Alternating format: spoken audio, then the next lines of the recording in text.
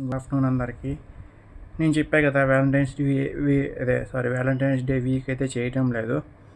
And Pulwama ghat నిన్న ఏదో చెప్తానన్నా కదా, పుల్వామా ఘటన మన సైనికులు అయితే February 14th చనిపోయారు 1920 ఆ టైంలో.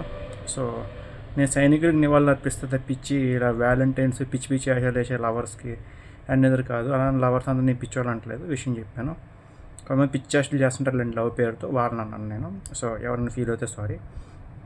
టాపిక్లోకి వెళ్ళిపోతే ఈరోజు వచ్చేసి మా గ్రాండ్ మదర్ గవర్నర్ లలిత్ కుమారి గారిది 76th కంప్లీట్ 77th బర్త్డే అనమాట.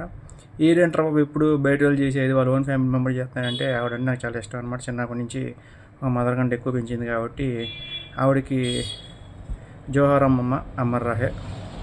అండ్ నీ ఆత్మకి శాంతి చేకూరాలని చెప్పి మనస్ఫూర్తి కోరుకుంటున్నాను.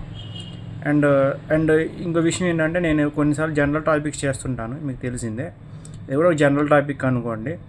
ఇందుట్లో నేను ఆల్రెడీ నిన్న ఫుల్ వీడియో పెట్టాను, పెద్ద వ్యూస్ ఏమో రాలేదు, ఒక 15-16 వ్యూస్ అయితే వచ్చినాయి.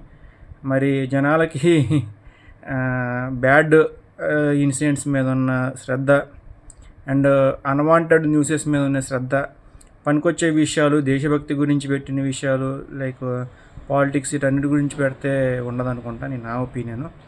సో ఇది నేను ఎవరు స్పెషాలిటీ చేయట్లేదు అండ్ ఎవరి గురించి మాట్లాడట్లేదు. నా ఓన్ జనరల్ టాపిక్స్ అయితే నేను క్వశ్చన్ చేసుకుంటున్నాను. నా ఛానల్ చూసే అందరినీ క్వశ్చన్ అయితే చేస్తున్నాను. అండ్ నాకు ఈ విషయం అర్థం కానిది ఏంటంటే, కలియుగం అని ఎందుకే పేరు వచ్చిందేమో.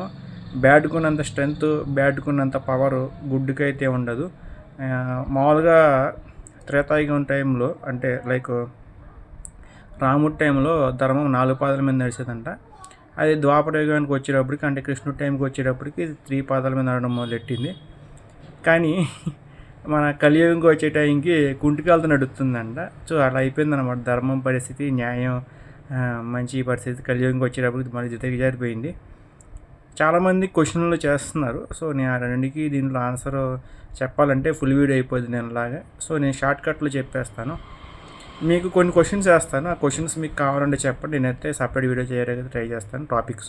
టాపిక్స్ ఈజ్ రాముడు గొప్ప, రావణుడు గొప్ప, రాముడు ఏ విషయంలో గొప్ప, రావణుడు ఏ విషయంలో గొప్ప.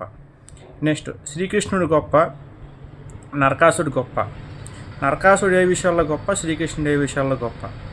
అండ్ కలియుగ వెంకటేశ్వర స్వామి పేరు ఎందుకు వచ్చింది, ఈ కలియుగం అంతం ఉండదా, అండ్ కలియుగం మీన్స్ వాట్, అండ్ కలికి పవర్ ఇచ్చింది ఎవరు, ఎన్ని విషయాల మీద చేయబోతున్నాను.